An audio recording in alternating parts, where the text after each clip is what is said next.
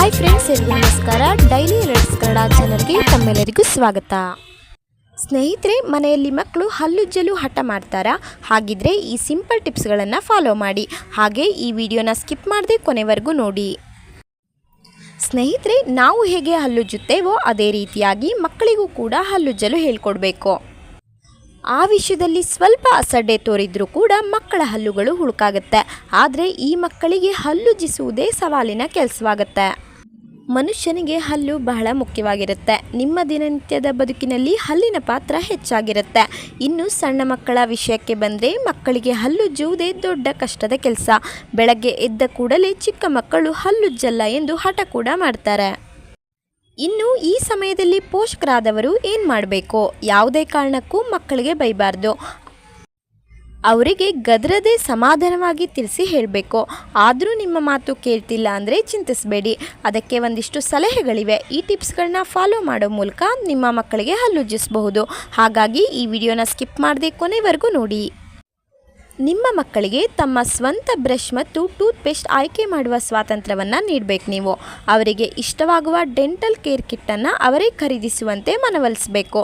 ಇದರಿಂದ ಅವರು ತಮಗೆ ಇಷ್ಟವಾದ ಬ್ರಷನ್ನು ಖರೀದಿಸ್ತಾರೆ ಮತ್ತು ಬಳಸ್ತಾರೆ. ಆದರೆ ನಿಮಗೆ ಇಷ್ಟವಾದ ಬ್ರಷ್ ಕೊಡಿಸಿದ್ರೆ ಅವರಿಗೆ ಬೇಸರವಾಗಬಹುದು. ಆದ್ದರಿಂದ ನೀವು ಮೊದಲು ಈ ನಿಯಮವನ್ನು ಫಾಲೋ ಮಾಡಿ.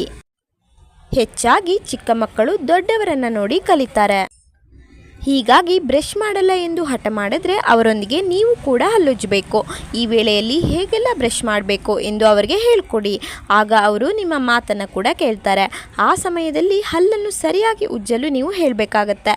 ನಾನು ಮಾಡಿದಂತೆ ಮಾಡು, ಯಾರು ಬೇಗ ಹಲ್ಲುಜ್ಜುತ್ತಾರೆ, ಯಾರ ಹಲ್ಲು ಬಿಳಿಯಾಗತ್ತೆ ನೋಡೋಣ ಎಂದು ಅವರಿಗೆ ಪ್ರೋತ್ಸಾಹಿಸಬೇಕು. ಹಾಗೆ ಸ್ನೇಹಿತರೆ, ಮಕ್ಕಳಿಗೆ ಏನಾದರೂ ಕೊಡ್ತೀವಿ ಅಂದರೆ ಎಲ್ಲ ಕೆಲಸವನ್ನು ಬೇಗನೆ ಮಾಡಿ ಮುಗಿಸ್ತಾರೆ. ನೀವು ಚೆನ್ನಾಗಿ ಹಲ್ಲುಜ್ಜಿದ್ದರೆ ಗಿಫ್ಟ್ ಕೊಡುವೆ ಎಂದು ಹೇಳಿ. ಉಡುಗೊರೆಯ ಆಸೆಗೆ ಮಕ್ಕಳು ಹಲ್ಲುಜ್ಜುತ್ತಾರೆ. ನೀವು ಈ ಪ್ರಯೋಗವನ್ನು ಮಕ್ಕಳ ಎಲ್ಲ ರೀತಿಯ ಹಠಕ್ಕೂ ಕೂಡ ಬಳಸಬಹುದಾಗಿದೆ.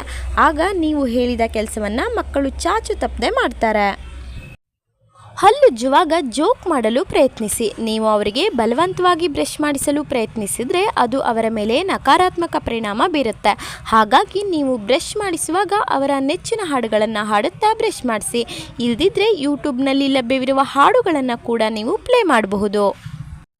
ನಿಮ್ಮ ಮಗುವಿನ ದಿನಚರಿಯಲ್ಲಿ ಹಲ್ಲುಜ್ಜಲು ಸಮಯವನ್ನು ನಿಗದಿಪಡಿಸಿ.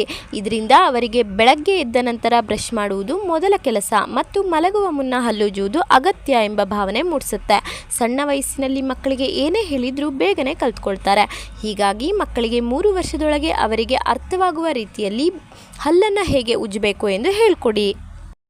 ಸ್ನೇಹಿತರೆ, ಈ ವಿಡಿಯೋದಲ್ಲಿ ನೀಡಿರೋ ಮಾಹಿತಿ ನಿಮಗೆ ಉಪಯೋಗ ಆಗಿದ್ರೆ ಪ್ಲೀಸ್ ಒಂದು ಸಬ್ಸ್ಕ್ರೈಬ್ ಮಾಡ್ಕೊಳ್ಳಿ ಅಂತ ಹೇಳ್ತಾ ಈ ವಿಡಿಯೋನ ಮುಗಿಸ್ತಾ ಇದ್ದೀನಿ. ಮತ್ತೆ ಸಿಗ್ತೀನಿ ಮುಂದಿನ ವಿಡಿಯೋದಲ್ಲಿ. ಅಲ್ಲಿವರೆಗೂ ನಮಸ್ಕಾರ.